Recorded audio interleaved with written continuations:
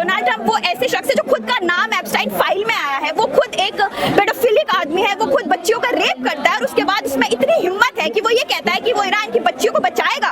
उसने बचाने में सबसे पहले बॉम्ब फेंका और 100 बच्चियों की हत्या कर दी। अगर ये बचाना है तो दूर रहिए आप हमसे बचाने के लिए। हमने देखा है कि इतिहास में उसने जब जब बचाने की कसमें खाई हैं तब तब उन देशों का हाल क्या हुआ है। और मोदी जी पहले 2017 में भी विजिट करके आते हैं, एप्स्टाइन फाइल में उनका नाम आता है, वो फिर भी अब दोबारा विजिट करके आते हैं। तो ये अपने आप में संदेश देता है कि मोदी जी किसके साथ खड़े होना पसंद करते हैं। देखिए, हमारा एज भारतीय होना या ये इस बात का संदेश है कि हमारी हिस्ट्री रही है, हमारी हिस्ट्री रही है एक कॉलोनिज्म की। हमने खुद वो सब सहा है जो पैलेस्टाइन सह रहा है, हमने खुद वो सब देखा है जो हम देखते हैं कि ईरान पहला ऐसा देश नहीं है जहाँ पे अमेरिका और इसराइल ये कर रहा है। हमने पहले भी देखा कि अफगानिस्तान हो, इराक हो या लिबिया हो, वो ऐसे तमाम देश हैं जहाँ पे अमेरिका ने कस्में खाई कि वो वहाँ पे डेमोक्रेसी लेकर आएंगे। फिर हमने देखा कैसे उन देशों के हालात बद से बदतर होते गए, वहाँ के ह्यूमन राइट्स में कुछ भी ह्यूमन नहीं बचा।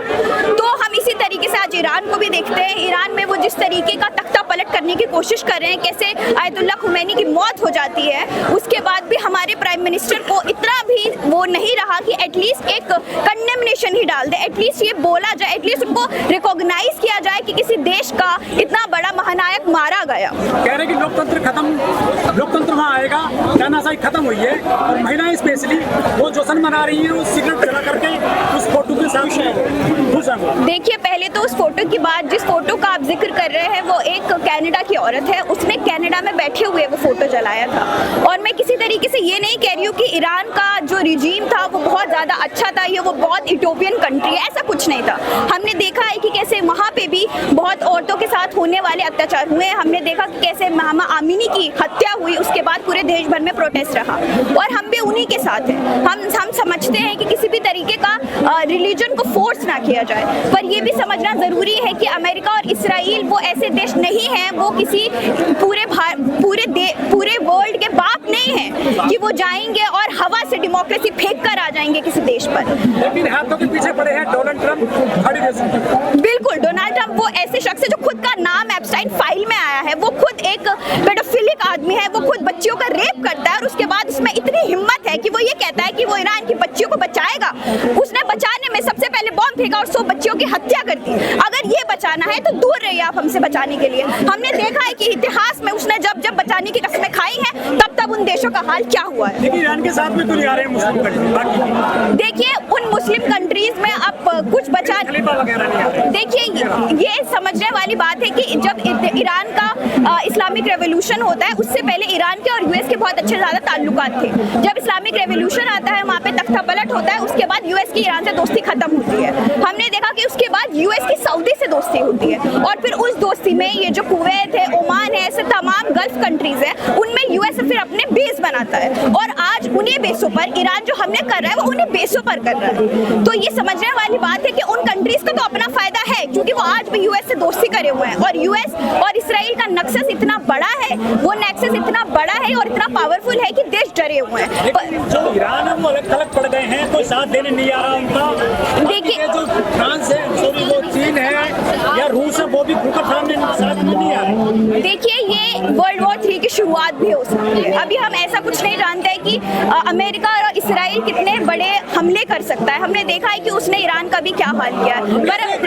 पहले मोदी जी को सम्मान करना, बिल्कुल ये देखने वाली, समझने वाली बात है क्योंकि जो अमेरिका और इसराइल ने हमले किए ईरान में, कोई ऐसा नहीं था कि वो पहले से प्लान नहीं थे, वो बिल्कुल प्लान थे। और मोदी जी पहले 2017 में भी विजिट करके आते हैं, एप्स्टाइन फाइल में उनका नाम आता है, वो फिर भी अब दोबारा विजिट करके आते हैं। तो ये अपने आप में संदेश देता है कि मोदी जी किसके साथ खड़े होना पसंद करते हैं। और ईरान वो स्पाइनलेस कंट्री नहीं है बाकी गल्फ कंट्रियों की तरह जो चुप होके बैठ गई, लेकिन ईरान वो कंट्री है जो आज भी लड़ रही है। अच्छा, एक सवाल मैं आपसे पूछूं, अभी की जो स्थिति है, आप लोग विरोध भी कर रहे हैं, प्रदर्शन भी कर रहे हैं, इस प्रदर्शन के हिसाब से आपको लगता है दबाव बन पाएगा, एक रणनीति के तहत काम हो पाएगा?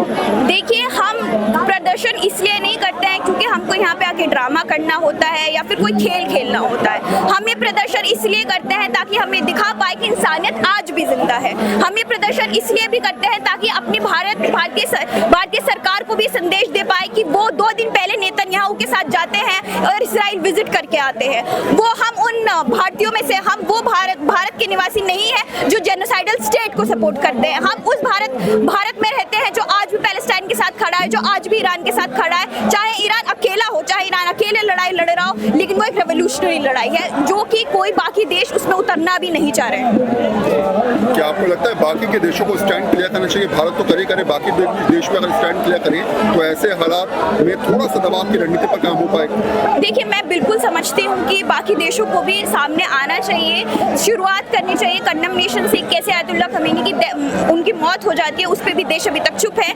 बहुत सारे अभी मोस्टली देशों ने एक कंडेमनेशन भी नहीं डाला। ये अपने आप में एक संकेत देता है कि कैसे जो अमेरिका का और इसराइल का जो नक्शा है वो इतना बड़ा हो गया है कि लोग अब एक ट्वीट डालने से भी डर रहे हैं। और हमारी भारतीय सरकार से यही अनुरोध रहेगा और उनसे यही मांग भी रहेगी कि हमारे जो पहले स्टैंड रहे हैं ईरान के साथ हमने अच्छी दोस्ती बरकरार की है, वो हमेशा भी आगे भी चलती रहे। सोच है लोग कह रहे हैं कि पहलगाम मामला हुआ तब नहीं पहुंचे आप, पुलवामा हुआ तब आप नहीं पहुंचे, उस तरह से भारत के पक्ष। देखिए, ये तो पूरा सरासर इस्लामोफोबिया है। किसने कहा कि जब पहलगाम हुआ तब हम नहीं पहुंचे या मणिपुर की बात हुई तब हम नहीं पहुंचे? हम हमेशा से खड़े हैं। जब आपकी नजरें हम पर पड़ती हैं तब आप ये समझते हैं कि हम जमीन पर उतरे हैं। हम हर बार जमीन पर उतरते हैं। जब भी कोई ह्यूमन राइट्स के खिलाफ वायलेशन होता है, हम हर बारी जमीनों पर उतरते हैं। हम हर बारी अपने कैंपसेस में उतरते हैं। हम जंतर मंतर भी आते हैं, अपनी आवाज सामने रखते हैं। पर आपको वही सुननी पसंद है जो आपको लगता है कि आपके खिलाफ बात हो रही है, पर किसी के कोई खिलाफ बात नहीं हो रही है, सिर्फ ह्यूमन राइट्स के लिए बात हो रही है। लेकिन जिस तरह से ये पूरा बंटवार सा छिड़ गया है खाड़ी देशों में, क्या महंगाई बढ़ेगी, कब्जा हो जाएगा क्या तुम पर अमेरिका का या इजराइल का? देखिए, ये पूरी लड़ाई ही ये सिर्फ रिलीजियस लड़ाई नहीं है, या ये रिलीजियस लड़ाई है ही नहीं। ये हमेशा से पावर की और पैसे की लड़ाई रही है। और हमने ये भी देखा है कि जब जब ऐसे वॉर शुरू होते हैं, जब जब ऐसे कॉन्फ्लिक्ट शुरू होते हैं, तब तब हमेशा महंगाई रही है। और अभी भी यही सुनने और समझने में आ रहा है कि इंडिया में भी, क्योंकि जो हमारा ऑयल का रूट है वो ईरान से होकर बहुत हद तक आता है, तो अगर ईरान ने वो रूट बंद कर दिया तो हमारे देश में भी ऑयल के पैसे भी बढ़ेंगे, साथ साथ दूसरे गुड्स और कमोडिटीज में भी उछाल तो आएगा। लेकिन ट्रम्प कह रहे हैं एक आतंकवादी हमने खत्म किया, अगर वो मुझे मार देते इससे पहले मैंने ये कर दिया। देखिए, जैसा मैंने पहले कहा, एक कौमे तुरो का एक कोट है, if American imperialism is fighting the devil then I am on the side of the devil. मेरा भी बिल्कुल वही मानना है। और ट्रम्प खुद एक ऐसा पीडोफिलिक आदमी है जो बच्चियों का रेप करता है, तो उसका क्या सोचना है और क्या समझना है वो कोई मायने नहीं रखता। उसने वो पोजीशन हासिल कर ली है, पर हम सभी जानते हैं वो पोजीशन कैसे हासिल की है। और वो ये कह रहा है कि उसने एक ऑपरेसिव रजीम को खत्म किया है और वो डेमोक्रेसी ला रहा है, तो ये कस्में उसने पहले भी खाई है और ऐसा कुछ नहीं होने वाला है। हमने देखा है कि हालात बद से बदतर ही हुए हैं, चाहे वो अफगानिस्तान हो, लिबिया हो या फिर इराक। मेरे भारत के लोगों को दुखी होने की कोई जरूरत नहीं, हम सेफ हैं, हमारे ताल्लुक अच्छे देशों के ही साथ हैं। देखिए, जैसे मैंने कहा, हमारा दुखी होना सिर्फ इसलिए दुख की बात नहीं है कि वो एक, या तो क्योंकि मुझे पता है आप ये सवाल मुझसे क्यों कर रहे हैं, क्योंकि मैंने हिजाब पहना है, पर ये बात ऐसा कुछ नहीं है। पर ये बात सिर्फ एक रिलीजियस क्वेश्चन नहीं है, ये बात सिर्फ एक रिलीजन पे होने वाले मुठभेड़ की नहीं है। ये बात इसलिए है कि वहाँ पे हमने देखा है कि कैसे जिस देश में अमेरिका गया है उस देश की हालत क्या हुई है। हमने देखा है कि कैसे वहाँ पे ह्यूमन राइट्स वायलेशन हुए हैं, कैसे वो देश आज भी बर्बाद है। तो हम बस उसी उम्मीद में है कि वो वैसा देश ईरान न बन जाए। लेकिन पूरी दुनिया के मुसलमान तो सऊदी अरब को मजबूत कर रहे हैं, आर्थिक तौर पर वहाँ जाते हैं हज करने के लिए, उम्रा करने के लिए,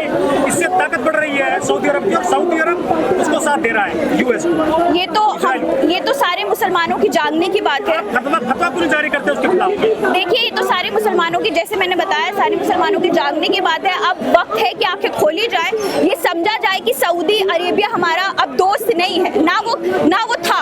हम ये देखने और समझने की जरूरत है कि कैसे सिर्फ ईरान अभी लड़ रहा है और हमें उसका साथ देना चाहिए। हमें क्या, मुसलमानों को क्या, हर किसी को जो अभी भी ह्यूमन राइट्स में यकीन रखता है उसको ईरान का साथ देना ही देना चाहिए।